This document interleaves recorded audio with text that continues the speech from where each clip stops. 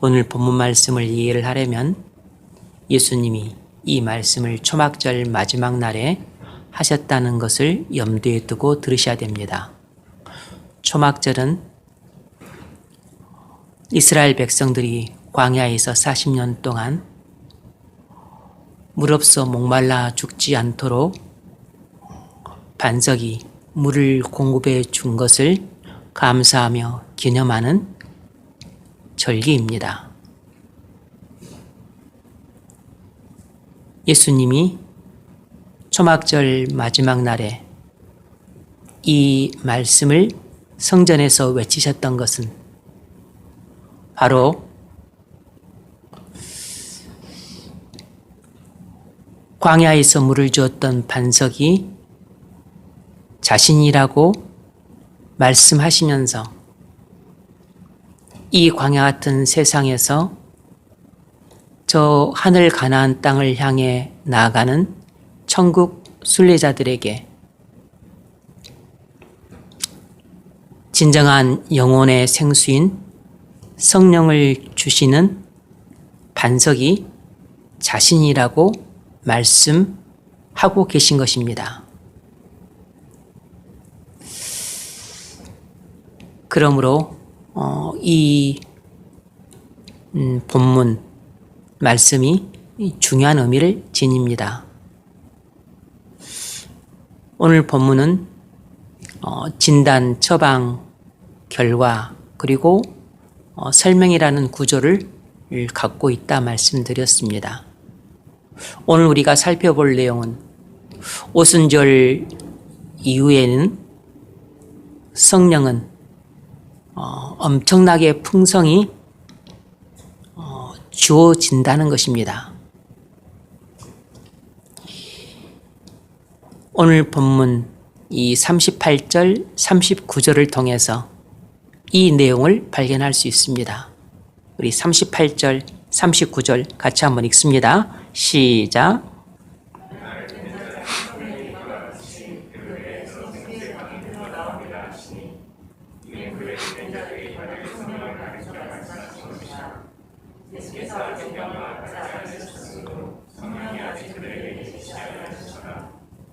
아멘.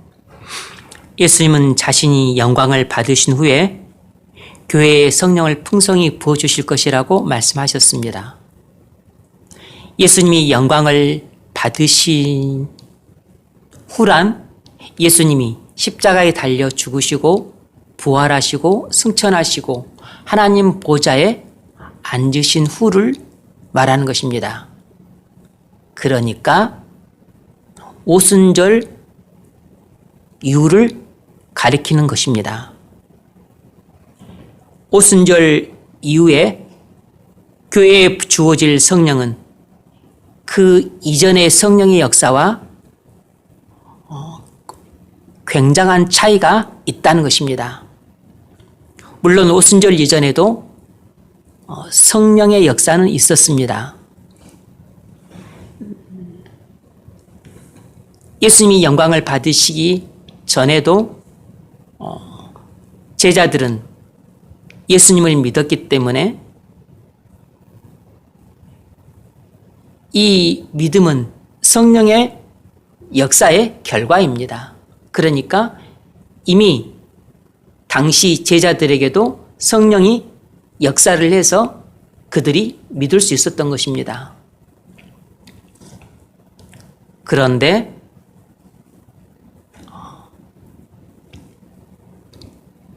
예수님이 영광을 받으시기 전에 성령의 역사는 존재했지만 대단히 미약했다는 것입니다. 따라서 오순절 이전의 성령의 역사와 오순절 이후의 성령의 역사를 비교하자면 오순절 이후의 성령의 역사에 비해 오순절 이전의 성령의 역사는 마치 존재하지 않았던 것처럼 느껴질 정도로 미미하고 반대로 오순절 이후의 성령의 역사는 비교할 수 없을 정도로 엄청나게 풍성하고 충만하고 강력한 역사가 있게 될 것이란 뜻입니다. 우리는 이러한 사실을 38절과 39절 본문을 통해서 발견할 수 있습니다. 이것을 단적으로 보여주는 표현이 생수의 강물이라는 표현이에요. 우리 성경 번역에는 생수의 강이라고 단수형으로 표현되어 있지만 잘못된 번역입니다. 원어에는 복수로 표현되어 있어요. 영어 성경에도 리버스 오브 리빙 워터라고 이렇게 번역되어 나와 있습니다.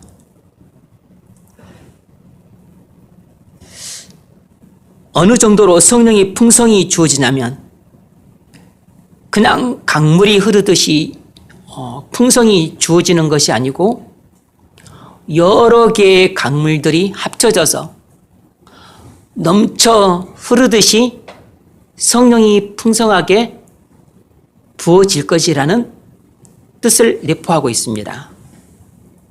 오순절 이후에 성령의 역사를 그렇게 엄청나게 풍성한 역사가 될 것이라는 것입니다. 오순절 이전에는 성령이 특별한 사람들에게만 제한적으로 임했습니다. 창세기를 보면 요셉에게는 자기 가족 73명을 구원하러 애굽에 먼저 구원의 터를 닦는 사명을 위해서 성령이 임했습니다. 민수기 27장을 보면 여호수아에게는 모세를 이을 이스라엘의 지도자로 삼기 위해서 성령이 임했어요. 시편 110편을 보면 다윗은 장차 오실 그리스도를 계시하기 위해서 다윗에게 성령이 임했습니다. 출애굽기 31장을 보면 하나님께서 부살렐과 오홀리압에게 성막과 성구 제작이라는 위대한 사명을 맡기시기 위해 그들에게 하나님의 신으로 충만케 하셨습니다.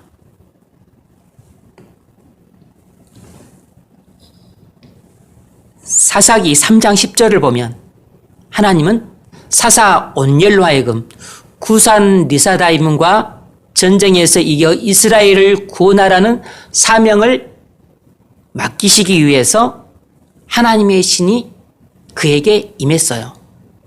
이처럼 오순절 이전에는 성령이 특정한 사명을 위해 특정한 사람들에게만 부분적으로 임했다는 사실입니다. 여러분, 여기서 우리가 한 가지 사실을 알 수 있는데 우리가 하나님께서 우리에게 맡기신 사명을 충성스럽게 감당하려면 반드시 성령을 받아야 할 뿐만 아니라 성령을 충만하게 받아야 한다는 사실입니다. 그래야만 우리가 받은 사명들을 충성스럽게 감당할 수 있습니다. 만일 우리가 성령을 받지 못했거나 받았어도 기갈되어 있다면 우린 주님이 우리에게 맡기신 직분과 사명을 충성스럽게 감당하기가 어려워집니다. 코로나 때문에 주일에 팀별 모임을 할 수 없어서 밴드로 은혜 나눔을 하고 있습니다. 비대면으로나마 은혜 나눔을 하는 것은 비효율적이긴 하지만 아무것도 하지 않는 것보다는 낫기 때문에 하는 것이고, 이보다 더 중요한 이유는 히브리서 10장 25절에서 말한 것처럼 모이기를 피하는 어떤 사람들의 습관과 같이 하지 말고 오직 권하여 더욱 모이기를 힘쓰라고 했기 때문에 대면으로 모이지 못하지만 비대면으로라도 모여서 은혜 나눔을 하는 것입니다. 이 비대면 은혜 나눔을 통한 작은 교제의 끈이라도 붙들고 있는 것이 코로나 시대에 허물어지기 쉬운 교회의 연합을 지탱하는 중요한 수단이 되는 것입니다. 그런데 비대면으로나마 성도 간의 교제를 통해서 서로 연합의 끈을 놓지 않으려는 이런 작은 순종이 교회의 하나됨을 지키라는 사명을 충성스럽게 감당하는 일임을 알고 계십니까? 사실 이 일은 그리 어려운 일도 아니고 그리 힘든 일도 아닙니다. 뭐 하늘에 올라가 별을 따라하는 것도 아니고 큰 돈 들이는 것도 아니고 그냥 하라는 대로 순종하기만 하면 되는 일이에요. 은혜를 받았으면 받은 대로, 못 받았으면 못 받은 대로 솔직하고 은혜롭게 그리고 덕이 되게 나누면 될 일입니다. 그런데 이 작은 일도 힘겨워하는 사람들이 있는데 참 안타까운 것은 그러면 나중에 큰 사명은 어떻게 감당하려는지 모르겠습니다. 왜 비대면으로 은혜를 나눔으로써 성령이 하나 되게 하신 교회를 힘써 지키라는 사명을 감당하는 것을 힘들어하죠? 뭐 이유를 전혀 모르는 바는 아니지만 그것은 여러분 심령 안에 성령이 없거나 성령이 기갈되었기 때문일 것입니다. 여러분이 주님으로부터 받은 직분과 사명을 충성스럽게 감당하려면 성령 충만함을 반드시 받으셔야 됩니다. 성령 충만함 없겨서는 어떤 사람도 직분과 사명을 충성스럽게 감당하기는 어려운 법이에요. 이제 앞으로 화상으로 팀별 모임을 할 것입니다. 작은 일이라 여겨 소홀히 여기지 말고 작은 일부터 충성할 수 있기를 바랍니다. 그것이 성령이 하나 되게 하신 교회를 힘써 지키라는 모든 교인들에게 주신 작은 사명을 충성스럽게 감당하는 일이에요. 오순절 이전에는 성령이 특정한 사명을 위해 특정한 사람들에게만 부분적으로 임했습니다. 그러나 오순절 이후에는 성령이 모든 믿는 사람들에게 엄청나게 풍성하고도 충만하게 주어진다는 것입니다.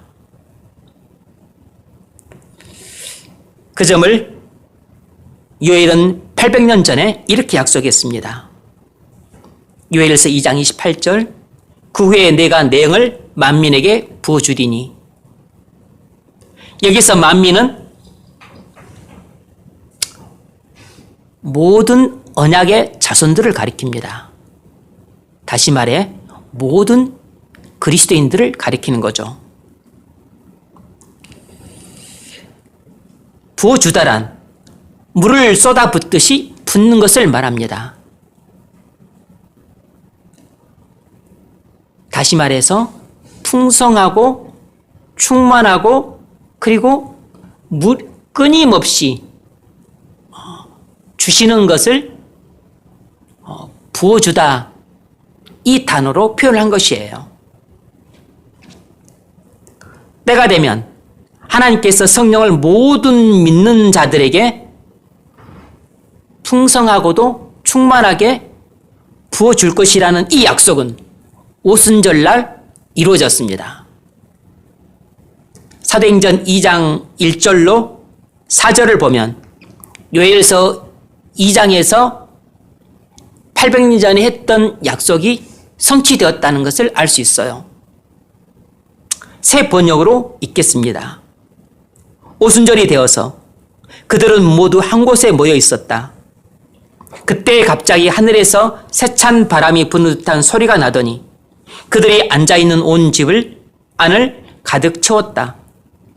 그리고 불길이 솟아오를 때 혓바닥처럼 갈라지는 것 같은 혀들이 그들에게 나타나더니 각 사람 위에 내려앉았다. 그들은 모두 성령으로 충만하게 되어서 성령이 시키는 대로 각각 다른 언어로 말하기 시작하였다. 오순절날 성령이 마가의 다락방에 모인 120 문도에게 모두 충만하게 부어졌습니다. 이전에는 성령이 이렇게 부어진 적이 한 번도 없었어요. 말 그대로 성령이 많은 강물들이 넘쳐 흐르듯이 교회에 풍성이 부어지기 시작한 것입니다. 그 결과 어떤 일들이 일어났습니까?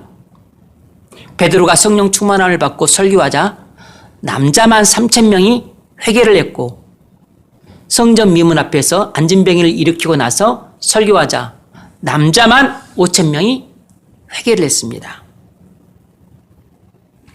오순절 이전에는 상상할 수 없는 일들이 일어나기 시작한 것이에요. 주님이 성령을 교회에 부어주기 시작하시자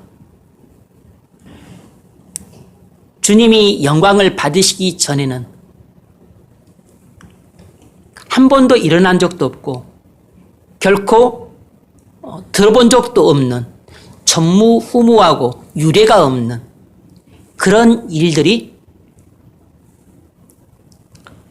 끊임없이 계속해서 다반사로 일어나기 시작한 것입니다. 나를 믿는 자는 성경 이름과 같이 그 배에서 생수의 강이 흘러나리라.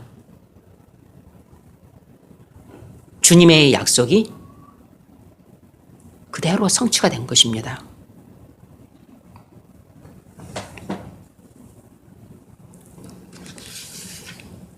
오순절날 사도들이 성령을 받기 전과 받은 후의 차이가 무엇일까요? 예수님이 영광을 받고 나서 사도들이 성령을 받은 후에 받기 전과 얼마나 달라졌는지 아십니까? 사도들은 성령을 받기 전에는 중생한 신자였음에도 불구하고 어린아이와 같았습니다. 그러나 성령을 받은 후에는 장성한 자와 같았어요. 그래서 성령을 받은 후에 사도들은 장성한 자들처럼 생각하고 느끼고 이해하고 말하고 행동을 했습니다. 몇 가지 사례를 들어보겠습니다. 성령을 받기 전에 사도들은 비겁자들이었습니다. 물론 그들은 거듭난 성도였고 예수님을 믿는 제자들이었지만 예수님이 체포되자 자기들도 체포되어 고초를 당할까 봐 두려워서 예수님을 혼자 버려두고 자기 혼자 살겠다고 출행량을 쳤던 비겁자들이었습니다. 그렇게 비겁자들이 성령을 받은 후에는 놀랍게 변신을 해서 예수님을 위해서 죽는 것을 결코 두려워하지 않는 담대한 사람들이 되었습니다. 사도행전 4장 31절 무리가 다 성령에 충만하여 담대히 하나님 말씀을 전하니라. 제사장들이 예수를 전하지 말라고 위협하고 감옥에 가두겠다고 매를 때리겠다고 그렇게 협박을 해도 너희 말 듣는 것이 하나님 말씀 듣는 것보다 옳은가 판단하라. 우리는 보고 들은 것을 말하지 아니할 수 없다면서 겁내지 않고 눈치 보지 않고 담대히 전도했습니다. 여러분, 우리가 성령을 받기 전에는 다 비겁자들입니다. 성령을 받았어도 기갈되어 있는 사람은 겁이 많습니다. 돈 없어서 고생할까 봐 겁을 냅니다. 직장 못 갈까 봐 겁을 냅니다. 결혼 못 할까 봐 겁을 냅니다. 전도할 때도 무한당할까 봐 겁을 냅니다. 사람들이 싫어하고 거부할까 봐 속으로 미리 겁을 집어먹습니다. 예수님이 하나님의 아들일 그리스도이심을 말을 못해서 우물쭈물을 해요. 성령을 받지 못한 부모들은 항상 겁이 많습니다. 자녀들이 공부 못해서 대학 못 갈까 봐 겁을 냅니다. 그래서 집안에서 사용해야 될 돈의 아주 상당 부분을 과도하게 자녀들 사교시키는데 몰빵을 해요. 엄청나게 지출을 하는데 그걸 과소비라 생각을 안 합니다. 겁먹어서 하는 일이지. 단순히 자녀들의 장래를 위해 올바르고 순수하게 투자를 하는 게 아닙니다. 직장 제대로 못 구해서 경쟁에서 낙오할까봐 겁을 냅니다. 저래가지고 이 험악한 세상에서 어떻게 살아남을까봐 염려가 태산이에요. 부모가 비겁하면 자식들도 비겁한 자가 되기 쉽습니다. 용장 밑에 약졸 없고 졸장 밑에 용병 없듯이 비겁한 부모 밑에서 신앙생활을 하는 것을 보고 자라는데 어떻게 용감하고 담대한 믿음의 자식이 나오겠어요? 그러나 우리가 성령을 받으면 담대해집니다. 예수님이 나의 구주, 나의 주님이시라는 확신이 생기면 마음이 담대해집니다. 그래서 돈이 없어도 굶어 죽을까 겁먹지 않고 부모님이 돌아가셔도 나를 돌봐줄 사람이 없다는 생각에 겁먹지 않고 하늘아버지께서 친히 나를 돌봐주신다는 믿음 때문에 담대해질 수 있습니다. 여러분 어떻습니까? 하나님 말씀이 옳은 줄 알지만 겁이 나서 사람의 말을 듣습니까? 아니면 유혹받을지라도 사람의 말을 듣기보다는 담대하게 하나님의 말씀을 듣는 사람입니까? 우리가 다 성령 충만함을 받아 편하게 살기 위해 사람 말을 듣는 비겁쟁이가 아니라 어려움을 당할지라도 하나님 말씀을 듣는 담대한 사람들이 될 수 있기를 바랍니다. 성령을 받기 전에 사도들은 믿음이 약한 사람들이었습니다. 사도들은 예수님으로부터 3년간 복음을 듣고 진리를 배우고 온갖 기적을 체험하면서 예수님이 하나님의 아들 그리스도이심을 믿고 하나님 나라를 세우실 것을 믿었습니다. 그러나 예수님이 십자가에 달려 돌아가시자 그 믿음을 한순간에 다 잃어버리고 세상으로 돌아갔습니다. 복음의 증인으로 살기로 한 서약을 헌신작처럼 버리고 갈릴리 호수에서 배 띄어 금을 치고 고기를 잡는 어부가 되었어요. 그들은 너무나 믿음이 약했습니다. 그들은 거듭난 성도요 믿음을 가진 사도들이었지만 성령을 받기 전에는 너무나 믿음이 약했기 때문에 패배자였고 실패자였습니다. 그들은 영적인 싸움에서 패배한 자들이었고 그들은 인생의 실패자로 전락했어요. 여러분, 우리가 거듭난 성도여도 믿음이 약하면 영적인 싸움에서 패배하게 되고 그리고 인생의 실패자로 얼마든지 전락할 수 있습니다. 그러나 성령을 받은 후에 사도들은 믿음이 견고한 사람들로 바뀌었습니다. 복음을 전하다가 감옥에 갇히기도 하고 매를 맞기도 하고 돌에 맞기도 하고 무수한 고난을 당했지만 전도를 포기하지 않았습니다. 영혼을 구원해서 교회를 세우고 하나님 나라를 확장하는 일에 헌신했습니다. 마침내 사도들은 주님을 위해 대부분 십자가에 달려 순교했습니다. 그들이 믿음이 견고했기 때문에 그들은 승리자로 살았고 그리고 성공자로 인생을 마감할 수 있었습니다. 왜 우린 자주 그러면 안 되는 줄 알면서도 하나님 말씀에 불순종하는 삶을 살까요? 어떤 일이 옳은 일이 아닌 줄 알면서도 왜 그 일을 자꾸 습관적으로 행할까요? 그래서 마치 자기가 전혀 믿음 없는 사람처럼 살고 있다고 느껴서 왜 스스로 자책하면서 비참한 삶을 살까요?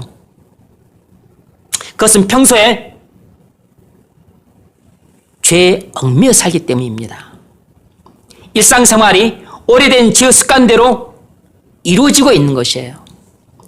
날마다 오래된 죄 습관을 따라 아무 생각 없이 살아가니까 불현듯 자기를 보면 자기가 마치 믿음 없는 사람처럼 살고 있다고 느껴지는 것입니다. 이것이 믿음이 약한 사람의 모습이에요.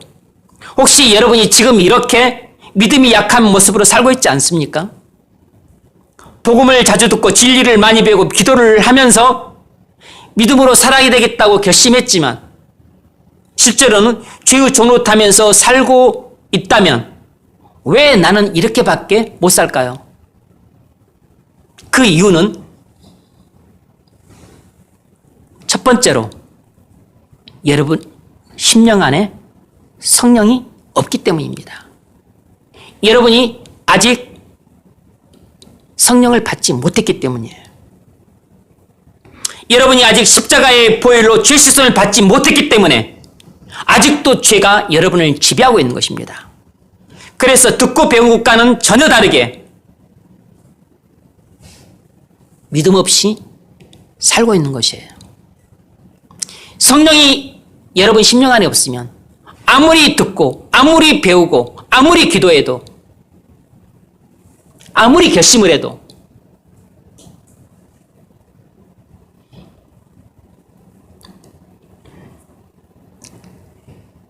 믿음 없이 살 수밖에 없습니다. 그래서 마음속으로 양심의 가책을 느껴 고통스럽고 비참하고 불행한 것이에요.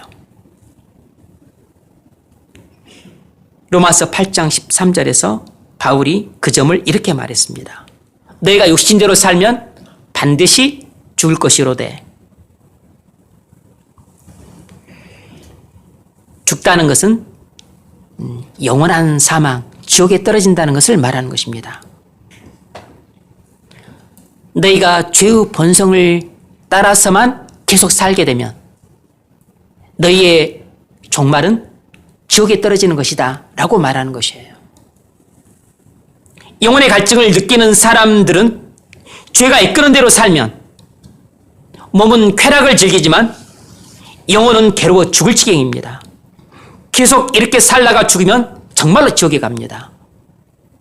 지금 사는 게 지옥 같은 사람은 지금 사는 게 마음이 괴로워서 지옥 같고 그리고 이렇게 살아서는 안 되는데 내가 왜 이렇게 사나 계속 양심의 가책을 느껴서 고통스럽고 비참하고 불행감을 느끼며 살고 있다면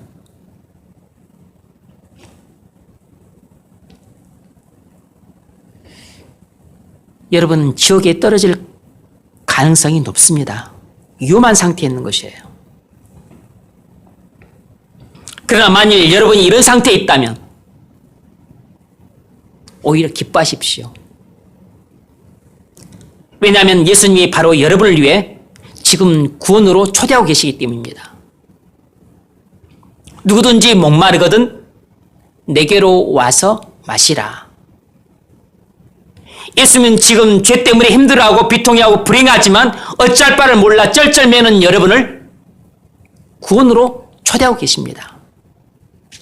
예수님은 바로 여러분을 위해 십자가에 달리셨습니다. 십자가에서 여러분의 과거의 죄, 현재의 죄, 미래의 죄까지 모두 대신 속죄하셨습니다. 십자가에서 여러분의 모든 원죄와 자범죄의 죄값을 다 지불하셨습니다.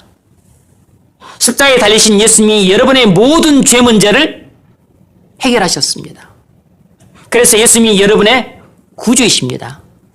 예수님이 나의 구주이심을 믿으십시오. 그래서 성령을 받으십시오.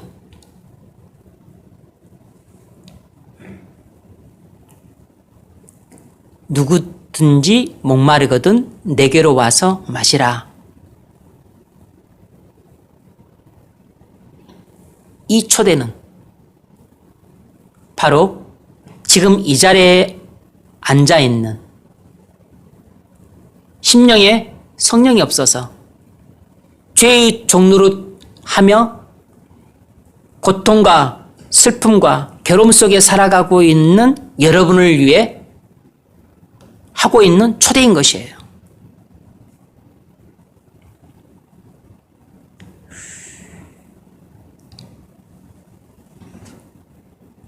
내게로 와서 마시라.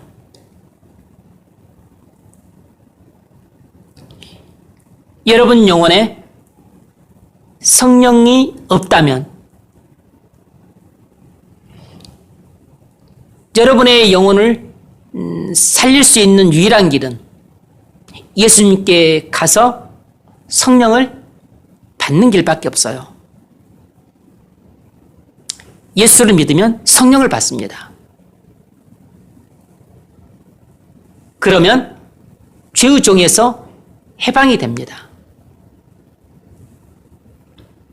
왜 우리가 믿음을 가졌으면서도 불구하고 죄에 얽매여 이렇게 철하고 볼품없고 비참하게 살아갈까요? 그 두 번째 이유는 우리가 성령을 받았어도 성령이 우리 심령 안에서 기갈되어 있기 때문입니다. 우리가 성령을 받았어도 죄를 반복적으로 짓게 되면 차츰 성령이 기갈되어 갑니다. 그러다 점점 더 깊은 죄 가운데 빠져 살게 돼요. 타락한 생활하고 있는 성도는 죄의 쾌락에 중독되어 이를 즐기고 여기서 빠져나오지 못하지만 매일같이 속으로 탄식하면서 말할 수 없이 고민하고 비통해하고 불행해합니다. 어떻게 해야 할까요? 여기서 벗어날 방법이 있을까요? 타락한 성도들도 기뻐하십시오. 예수님이 바로 여러분을 구원으로 초대하고 계십니다.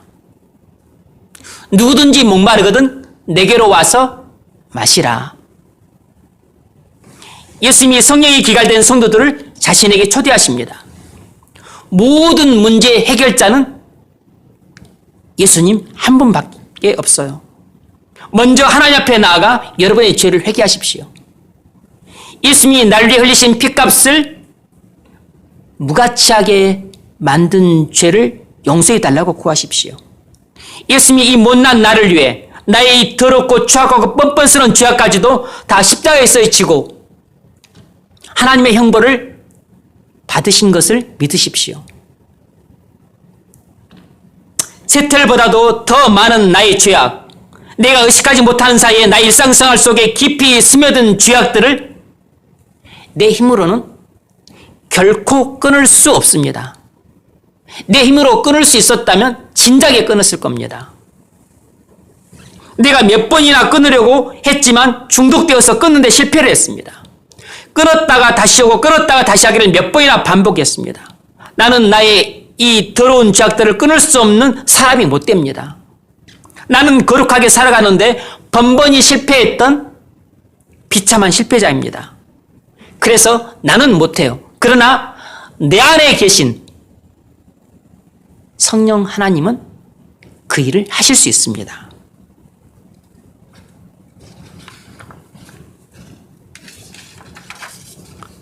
로마서 8장 13절이 그 점을 말합니다. 너희가 육신대로 살면 반드시 죽을 것이로되 영으로서 몸행실을 죽이면 살리니 오직 성령님만이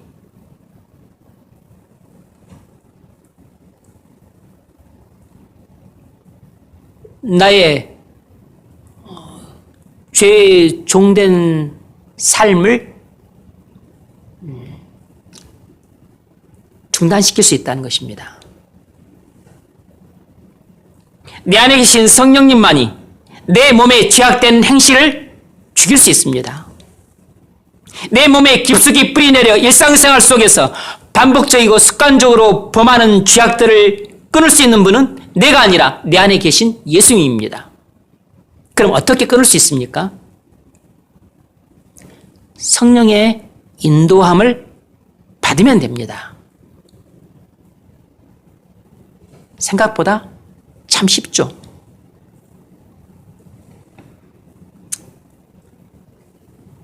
로마서 8장 14절 무릇 하나님의 영으로 인도함을 받는 사람은 곧 하나님의 아들이라. 그래서 13절 다음에 14절에 하나님의 영으로 인도함을 받는 사람은 곧 하나님의 아들이라는 구절이 나오는 것입니다. 성령의 인도를 따라서 순종하면 일상생활 속에 깊숙이 뿌리 내린 어떤 죄악된 행실이라도 다 끊을 수 있습니다. 이런 사실을 바울은 갈라디아서 5장에서 이렇게 말했습니다. 갈라디아서 5장 16절 내가 이르노니 너희는 성령을 따라 행하라. 그리하면 육체의 욕심을 이루지 아니하리라. 성령을 따라 행하라. 그리하면 육체의 욕심을 이루지 아니하리라. 이것이 바로 타락한 성도가 자기 스스로 못 끊는 오래된 습관적인 죄악된 일상생활을 끊는 유일한 방법입니다. 이 방법 말고 다른 방법으로는 못 끊습니다. 이 방법으로 오래된 습관적인 죄악된 일상생활을 끊을 수 있는 이유가 뭐죠? 그것은 육체의 소욕과 성령의 소욕이 정반대이기 때문입니다. 따라서 우리가 성령의 인도를 따라서 성령이 기뻐하시는 일을 하게 되면 우리는 절대로 죄된 본성을 따라서 하나님이 미워하시는 죄악된 일을 하지 않을 수 있게 됩니다. 왜냐하면 이 둘은 하나도 겹치지 않기 때문에. 그래서 우리 몸에 깊숙이 뿌리 내려진 습관적이고 반복적이고 오래된 죄악된 일상생활이라도 얼마든지 끊겨질 수 있는 것입니다.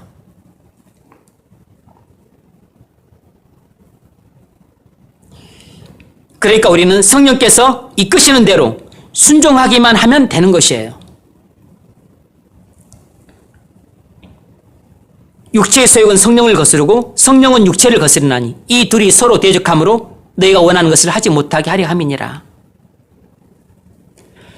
우리는 성령께서 이끄신 대로 순종하기만 하면 어느새 울기를 옳가매었던 결코 끊어질 것처럼 보이지 않았던 죄의 사슬들이 끊어져서 내가 죄로부터 해방된 모습을 볼 수 있습니다.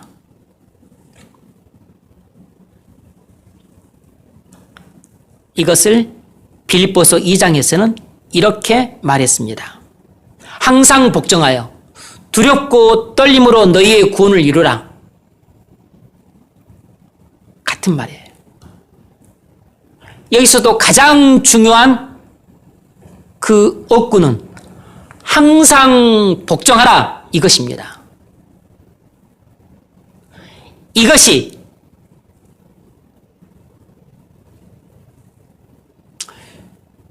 우리 몸에 있는 죄를 죽이는 길이고 이것이 우리가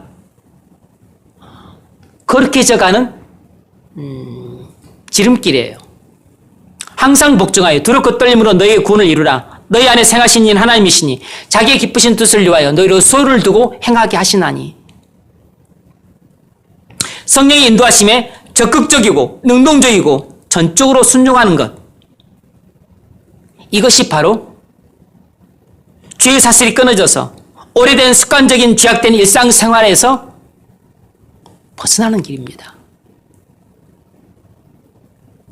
성령께서 우리를 에게 세미한 음성으로 말씀하시고 우리를 감동하시고 우리를 충동하셔서 우리에게 따라오라고 말씀하실 때 멀뚱멀뚱히 바라보고 있고 귀 기울여 듣지 않고 딴청 부리고 있고 그렇게 하지 않고 귀를 기울여 듣고 온 모든 촉각을 곤두세우고 그 성령의 인도하심을 민감하게 반응하고 그래서 성령님께서 인도하시는 대로 우리가 적극적이고 능동적이고 그리고 온 마음을 다해 순종하기만 하면 우리 몸에 달라붙은 모든 더럽고 추악하고 뻔뻔스러운 죄악된 일상생활들로부터 벗어날 수 있습니다. 그런데 문제는 지금 우리 안에 성령이 계시지만 실제로는 계시지 않는 것처럼 메말라 있기 때문에 성령께서 우리 안에서 거의 일하시지 않고 있다는 사실입니다. 이것이 성령이 기갈된 성도의 문제예요.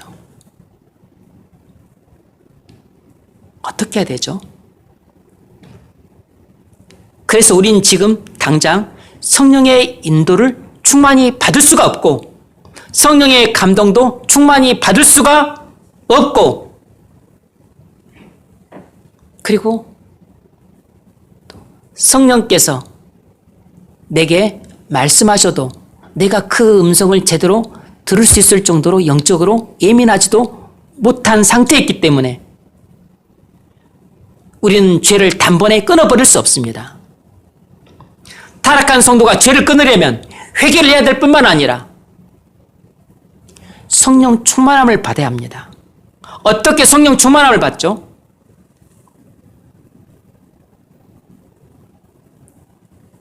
누구든지 목마르거든 내게로 와서 마시라. 오랫동안 영혼의 생수를 못 마셔서 탄 듯한 갈증에 시달리는 여러분을 자신에게 오라고 초대하고 계십니다. 예수님 안에는 성령이 충만합니다.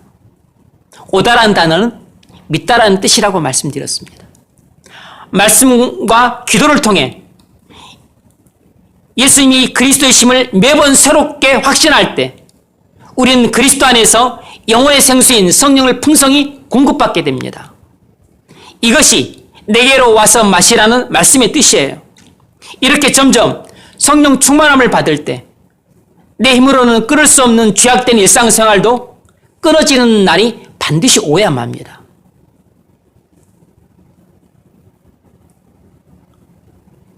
그러니까 내가 죄에 빠져서 오랫동안 지내므로 그 오래된 죄악된 일상생활을 지금 당장 내 힘으로 그것을 끊는 것은 불가능한 것처럼 어려워요. 왜냐하면 나는 지금 내 안에 성령이 기갈되어서 죄와 싸워 이길 힘이 없기 때문입니다.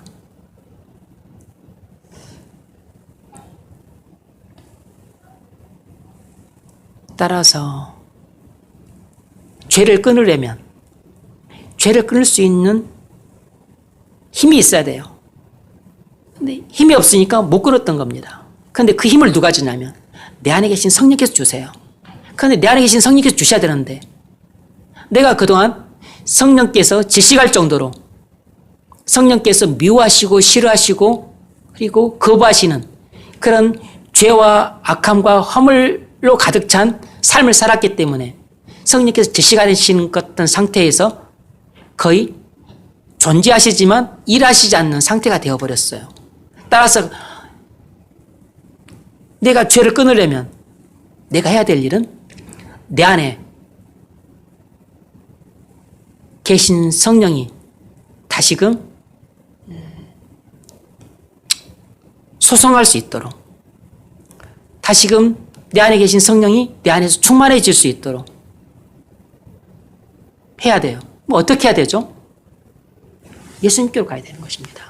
왜냐 그러면 성령은 예수님 안에 충만히 거하시니까 예수님께로 달려가야 되는 것이에요. 그래서 예수님이 죄의 지배를 받는 사람들도 내게로 오라 말씀하고 계신 것이고 죄에 빠져 지내서 성령이 기갈된 상태에 있는 타락한 성도들에게도 내게로 오라고 말씀하고 계신 것이에요. 왜냐하면 이 모든 이 병자들의 질병은 영혼의 의사이신 예수님만 고쳐줄 수 있기 때문입니다. 둘 다 성령이 없어서 문제가 생기는 것이에요. 둘 다 영적인 목마를 안고 있는데 영혼의 해결을 받지 못해서 지금 힘들어하고 어려워하고 있는 것입니다. 그래서 예수님이 내가 광야의 반석이므로 광야 같은 세상을 살아가는 너희에게 영혼의 생수인 성령을 공급해 주겠다. 내게로 와서 마시라고 우리를 부르고 계신 것이에요. 따라서 여러분들이 정말로 반복적이고 습관적이고 그리고 오래된 이 죄악된 일상생활을 끊기를 원한다면 여러분 안에 성령이 없든 아니면 성령은 계시지만 기갈되어 있든 상관없이 여러분이 찾아야 될 분은 바로 예수님이에요. 예수님 찾으러 어디로 가야 되죠? 하늘에 계시니까 하늘로 올라가야 됩니까? 못 올라가니까 땅으로 내려가야 되나요? 말씀으로 가면 되는 것입니다. 예수님이 로고스시잖아요. 말씀이시라고. 그러므로 여러분이 예수님께 간다고 하는 것은 말씀으로 가는 것이에요. 말씀으로 가십시오.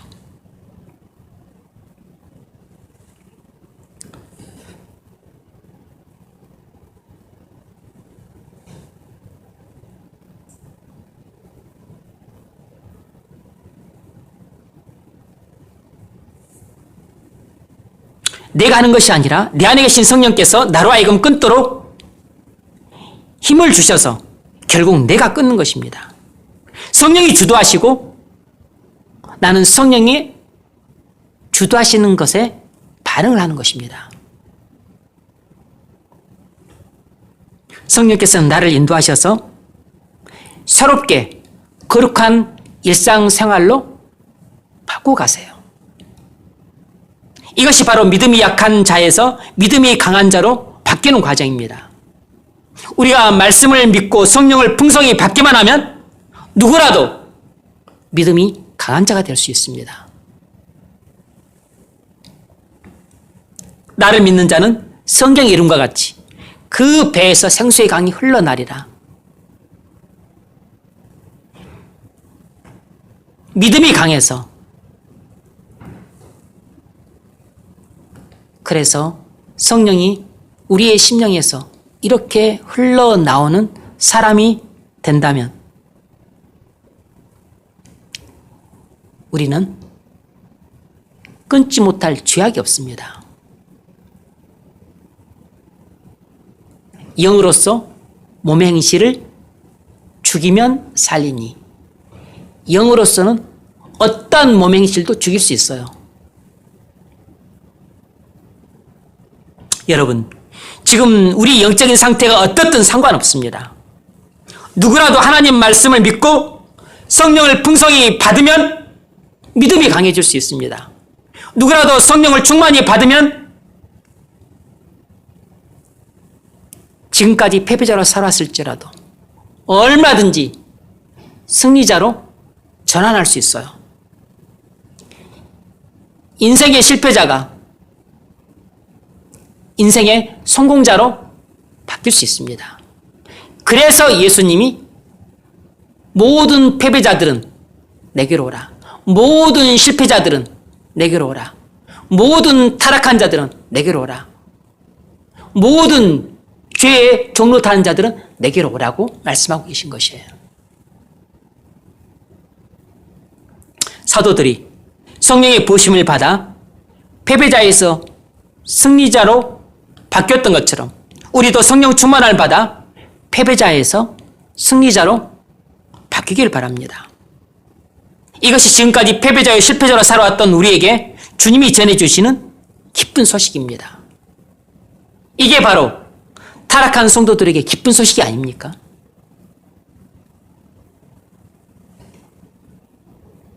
또 사도들은 성령을 받기 전에 어린아이처럼 서로 다투는 자들이었습니다. 누가 서로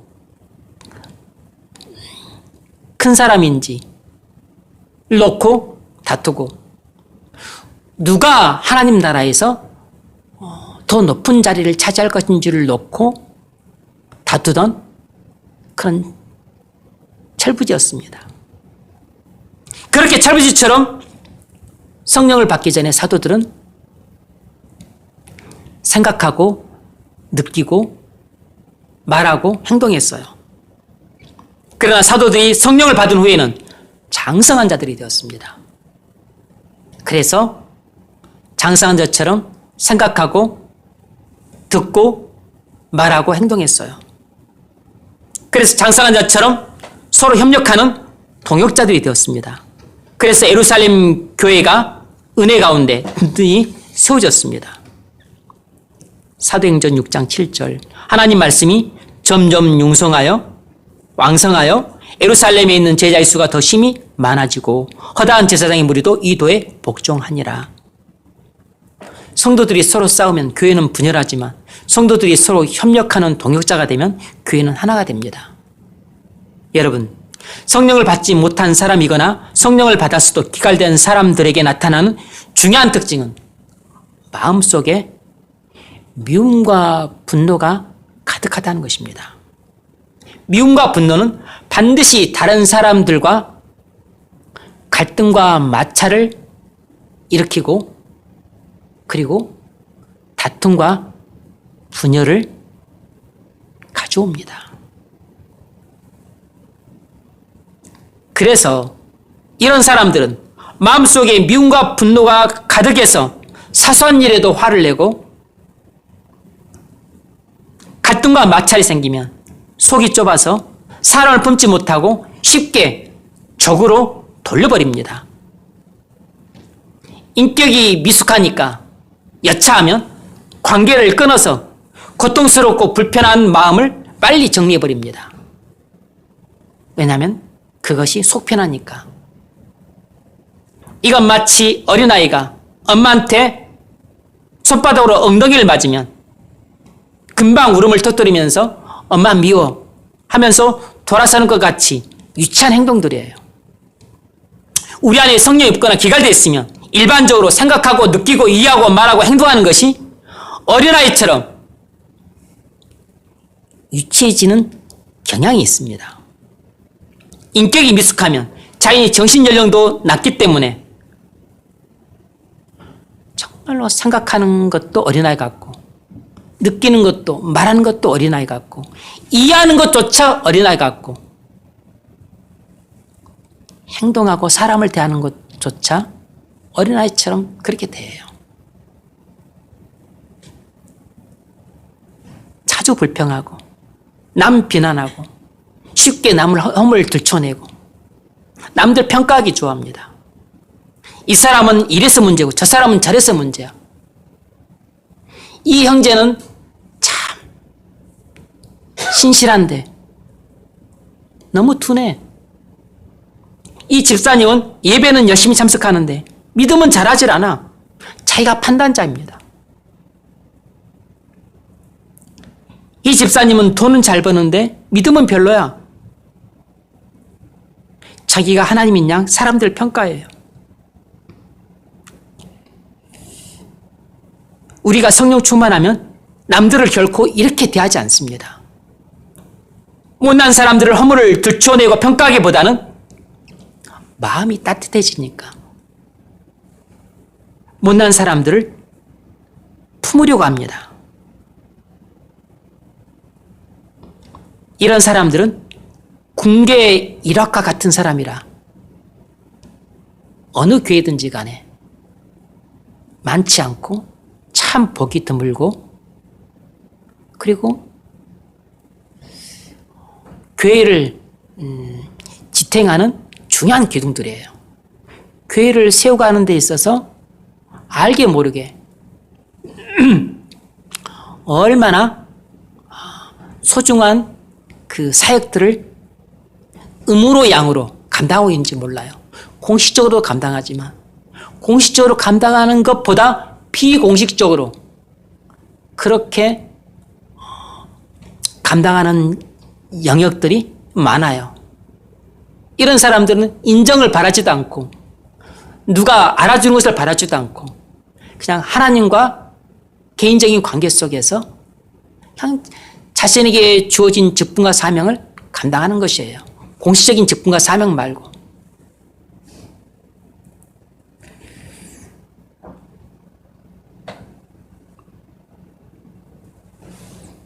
이런 사람들이 교회를 세워가는 진짜 일꾼들입니다.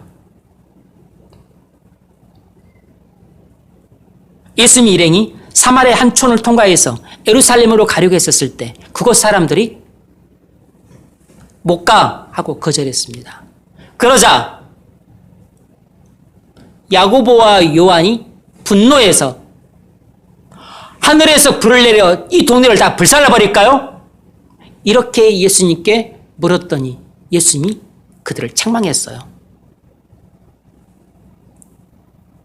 이처럼 미움과 분노가 가득했던 사도들이 성령 충만을 받은 후에는 놀랍게 사랑과 온유의 사람들로 바뀌었습니다. 요한일서 4장 7절 사랑하는 자들아 우리가 서로 사랑하자. 사랑은 하나님께 속한 것이니 사랑하는 자마다 하나님으로부터 나서 하나님을 알고 사랑하지 아니한 자는 하나님을 알지 못하나니 이는 하나님은 사랑이십니다. 성령을 받기 전에는 미움과 분노가 가득해서 우레의 아들이라고 불렸던 요한이 성령을 받은 후에는 말년에 사랑의 사도라고 칭송이 자자했습니다. 사도들에게 상전벽해의 변화가 일어난 것입니다. 여러분, 지금 우리 마음속에 미움과 분노와 정죄와 저주가 가득하다면 지금 우리 속엔 성령이 없거나 성령이 기갈된 사람임에 틀림없습니다. 이런 상태로는 하나님을 사랑할 수 없어서 말씀에 순종할 수가 없어요.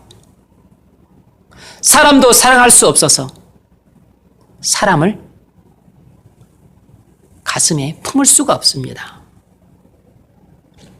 우리가 사람을 가슴으로 품지 못하면 가족이나 친구들이나 동료들이나 지체들과의 관계에서 다툼이 일어나요. 그러면 맨 먼저 내가 불행해지고 그 다음에 내 주변 사람들이 불행해져요. 사람을 가슴으로 품는 사람이 사랑이 많은 사람입니다. 사랑이 많은 사람이 큰 사람이에요. 어떻게 해야 우리 마음속에 가득한 미움과 분노와 정죄와 저주를 없앨 수 있을까요? 어떻게 해야 사람을 가슴으로 품는 사람이 될 수 있을까요?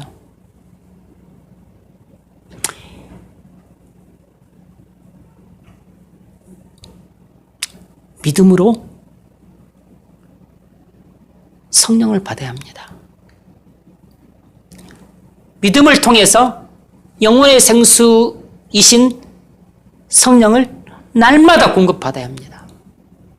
그래서 예수님이 우리를 자신에게로 초대하고 계신 것이에요. 누구든지 목마르거든 내게로 와서 마시라. 예수님께로 가지 않고서 영혼의 생수를 마시지 않는 사람은 평생 성령을 받지 못하거나 아니면 받았어도 성령이 기갈된 상태에서 성령을 받지 못한 사람처럼 그렇게 고통과 비참함 속에 살게 돼요.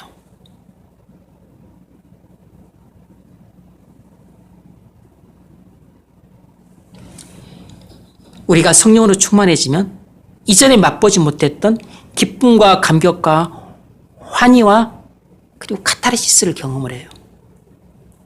용서와 사랑도 경험을 합니다. 그래서 내 힘으로 해결할 수 없는 마음속에 가득한 미움과 분노가 사라지고 그 대신 사랑과 온유로 채워지게 됩니다. 이것이 바로 주님만 우리에게 주실 수 있는 영혼의 해갈이에요. 광야에서 목마른 자들에게 반석만이 물을 공급해서 해갈을 주었던 것처럼 이 광야 같은 세상에서 이 죄로 인해서 영혼의 갈증에 시달리는 이 천국 순례자들에게 해갈을 주기 위해서 반석이신 주님이 자신에게 와서 영혼의 생수를 마시라고 우리를 부르고 계신 것입니다. 여러분에게 이 말씀이 믿어지면 여러분은 중에 누군가 한 사람은 반드시 그 영혼의 생수를 마시기 위해 반석이신 예수님께로 나갈 겁니다. 그게 바로 성령의 역사를 통해서 여러분에게 오늘 이 예배를 통해 믿음을 주셨기 때문에 일어난 결과들이에요.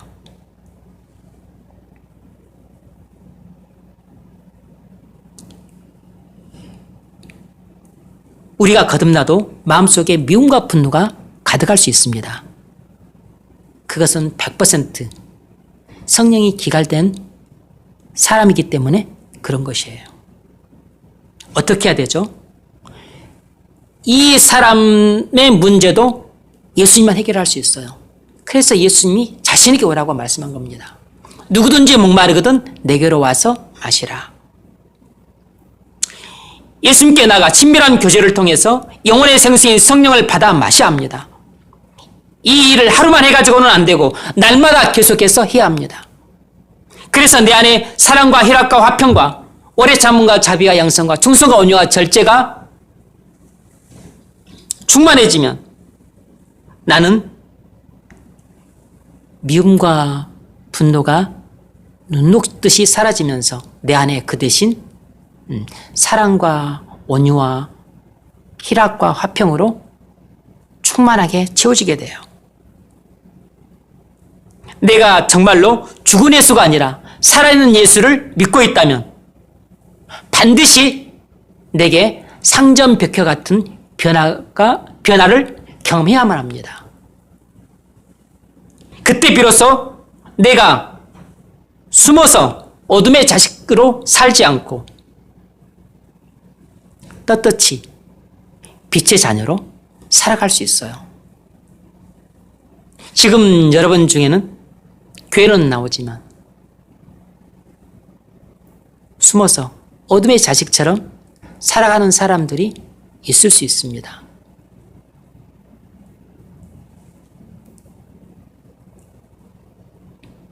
바로 그런 사람에게 오늘 말씀이 복음인 것이에요. 여러분도 당당하고 떳떳하게 빛의 자녀처럼 살고 싶죠. 그런데 그렇게 못 사는 안타까움과 괴로움과 슬픔과 그리고 한숨이 있잖아요. 그것이 바로 영혼의 목마름입니다.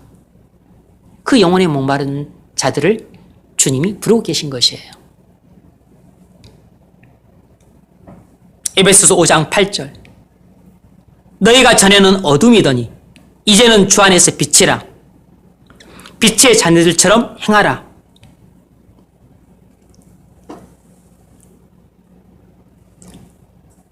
어둠의 자식이 빛의 자식이 될 수 있는 것은 예수를 통해 영혼의 생수를 마시면 되는 것입니다. 그러면 누구라도 어둠의 자식이 빛의 자녀가 될 수 있어요. 빛의 열매는 모든 착함과 의로움과 진실함에 있느니라. 우리가 미워하고 분노하고 다투고 분열함으로 어둠의 자식처럼 살지 않고 사랑하고 온유하고 화평하고 하나됨으로 빛의 자녀로 살기를 바랍니다.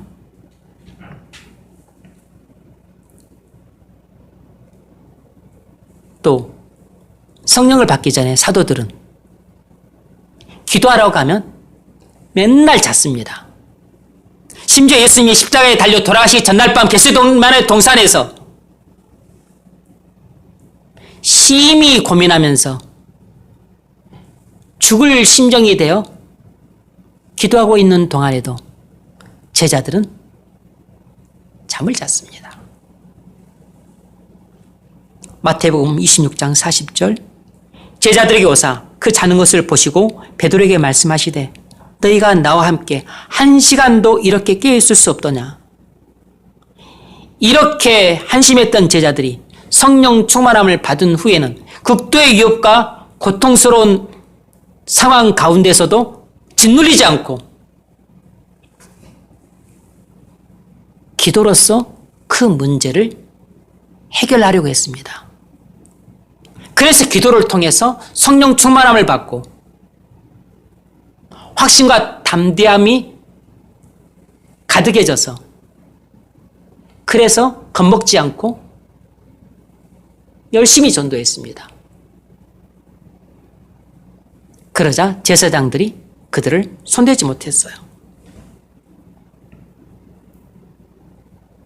사도행전 4장 31절 빌기를 다음에 모인 곳이 진동하더니 무리가 다 성령이 충만하여. 사도들은 기도 생활에도 괄목상대할 만한 변화가 일어났습니다. 우리가 성령 충만하게 되면 반드시 기도 생활에 괄목상대할 만한 변화가 일어나요. 여러분 예수를 믿고 성령을 받으셨습니까?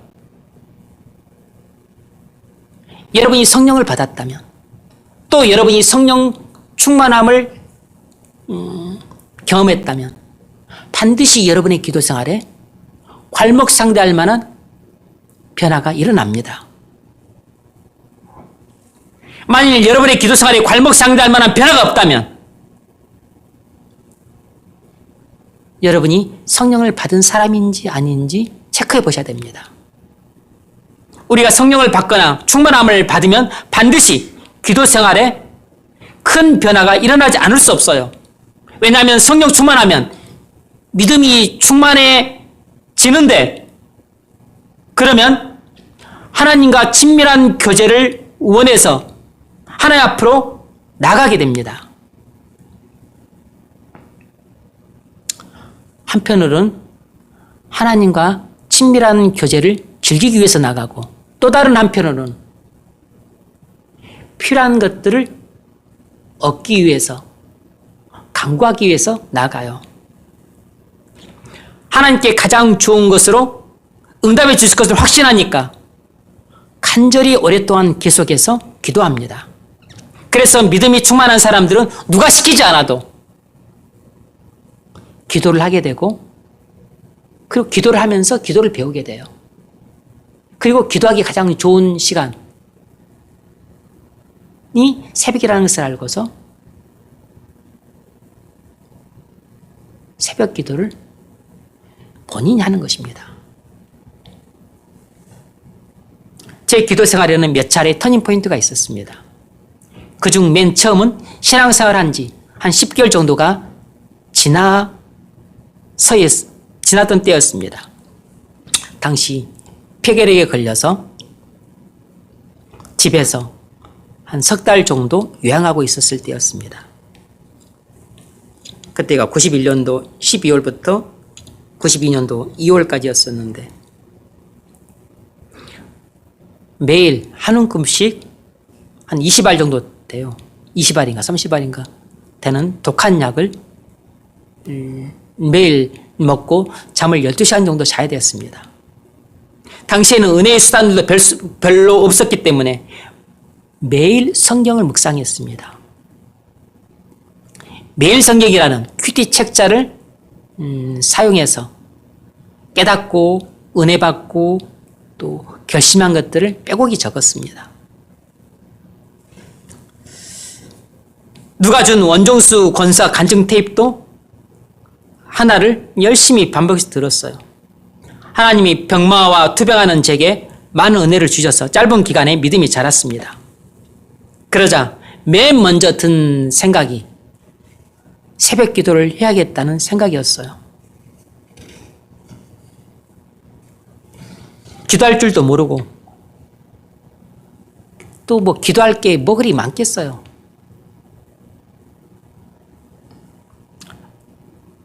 그래도 어찌됐든 오랫동안 기도하자 맘먹고 제가 할 수 있는 대로 기도를 했습니다. 뭐 그래도 뭐 2시간을 못 넘기고 1시간 40분, 1시간 50분 그랬던 것 같아요. 이렇게 본격적으로 기도 생활을 하기 시작한 것은 질병이 하나의 자극이 되었고 또 간증 테이프도 또 자극제가 되었고 가장 중요한 동의는 말씀 묵상이었습니다. 말씀 묵상을 통해서 성령 충만함을 맛보기 시작했고 그리고 믿음이 생겼기 때문에 또 믿음이 점점 충만해졌기 때문에 내 상황이 어떻든지 간에 나를 새벽 기도로 몰고 갔어요. 그렇게 해서 신앙생활 2년차가 되면서부터 말씀 묵상과 새벽 기도가 늘 함께 갔습니다. 그래서 지금까지 새벽 기도를 계속 하게 된 것이에요. 성령 충만함을 받게 되면 누구라도 기도 생활에 괄목상대할 만한 변화가 일어납니다. 여러분도 성령 충만함을 받아서 기도 생활에 괄목상대할 만한 변화가 일어날 수 있기를 바랍니다.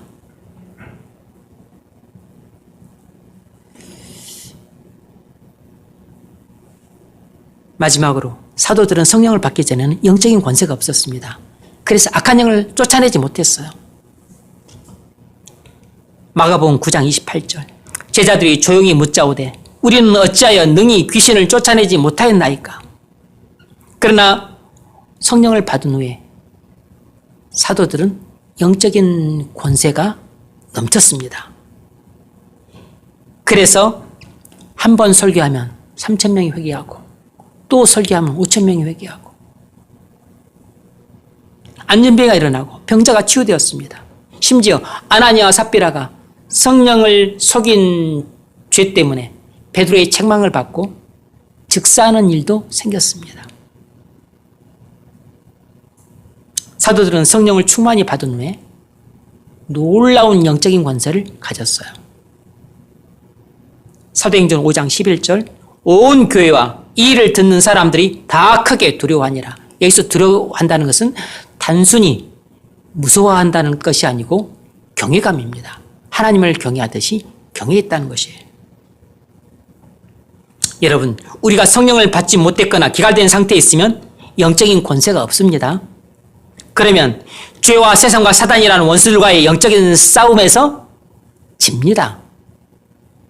사도들이 악한 영을 못 쫓아냈듯 우리가 영적인 권세가 없으면 죄의 유혹들을 못 쫓아냅니다. 세상의 유혹들을 못 쫓아내요. 사단이 깔짝깔짝거리고 나를 찝적대고 해도 그것을 확 뿌리치지 못합니다. 영적인 권세가 없으면 그렇게 못해요. 사단의 파상적인 공격을 막아낼 믿음의 방패가 없기 때문에 죄를 충동적으로 짓는 일들이 많아집니다. 뿐만 아니라 전도에도 전도가 안 됩니다. 아무리 전도를 하려고 해도 내게 영적인 권세가 없으면 사람들을 주님께 데려갈 수가 없어요. 영적인 권세가 없는데 전도 잘하던데요? 또 그렇게 말하는 사람들이 있어요. 일시적으로 전도할 수 있지만 영적인 권세가 없으면 계속 전도할 수 없습니다. 영적인 권세가 있어 보십시오.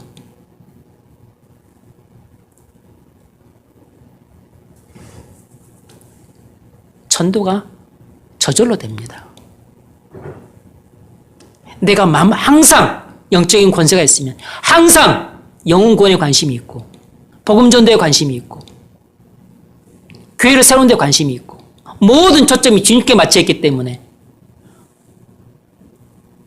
전도 이야기 하지 않아도 본인이 알아서 전도를 하는데 또 그러고 있는데도 불구하고 하나님이 또 사람을 붙여주셔. 전도가 끊임없이 일어나요.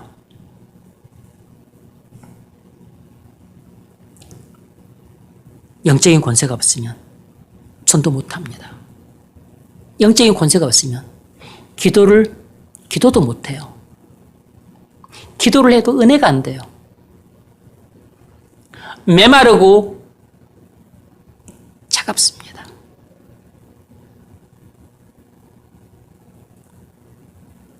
다른 사람을 위해 기도해줘도 기도의 능력이 안 나타납니다. 목사는 설교를 해도 회중이 은혜를 못 받습니다. 변화가 안 돼요. 어떻게 해야 됩니까? 우리가 이런 상태에 있다면 또 기뻐하십시오. 바로 이렇게 성령이 없거나 기갈되어서 영적인 권세가 없는 사람들을 주님이 오늘 초대하고 계세요. 누구든지 목마르거든 내게로 와서 마시라. 영적인 권세가 없어 고민하는 우리들의 그 고민을 해결해 줄 수 있다는 것입니다. 왜냐하면 예수님 안에는 은혜와 진리가 충만하기 때문에, 영혼의 생수이신 성령이 충만하기 때문에, 그래서 우리에게 성령을 주시면 우리가 성령을 충만히 받아서 우리의 심령에서 성령이 강물같이 흘러나오게 되면 우리는 생각하지 않고 의식하지 않아도 성령은 그리스도의 영이에요. 성령이 내 안에서 강물처럼 흘러나온다고 하는 것은 내게 주님의 임재가 나타난다는 뜻입니다. 그러니까 나는 내게 주님이 임재하셨다는 것을 생생하게 느끼게 돼요. 그러면 그것을 또 영적인 감각이 있는 사람들은 금방 내게 주님의 임재가 있다는 것을 느껴요. 그게 바로 영적인 권세입니다. 주님이 나와 함께 하시는 것, 그것이 바로 영적인 권세라고.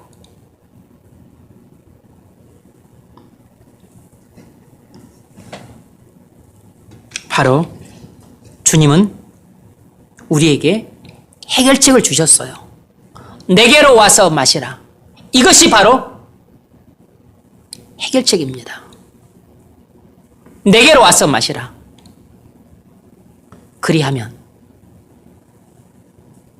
내 심령에서 성령이 강물 넘치듯 흘러 넘치게 될 것이다 라고 말씀하신 것입니다. 우리가 주님과 친밀한 교제를 통해 성령을 충만히 공급받게 되면